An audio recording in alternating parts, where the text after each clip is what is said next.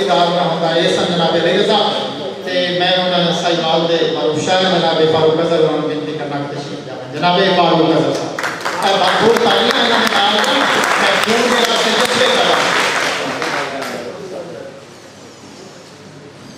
बहुत शुक्रिया जी जान से अभी आपने पुराने में सुनना है जनाब कि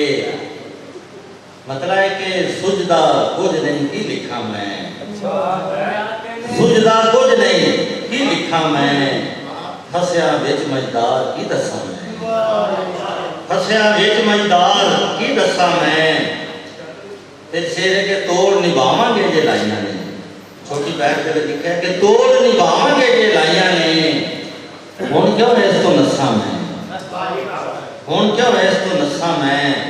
नैना दे सागर पीर दे मैनू नैना दे सागर पीर दे मैनू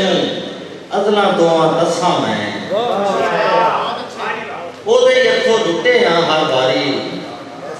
ओदे हथों लुटे हाँ हर बारी हट हट के धरियां कसा मैं मकता है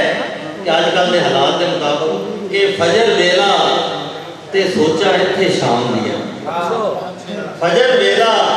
ते सोचा इत्थे शाम दिया अजहर इवें जग के बसा मैं सुजदा कुछ नहीं की लिखा मैं फसिया विच मजदार की दसा। बहुत शुक्रिया।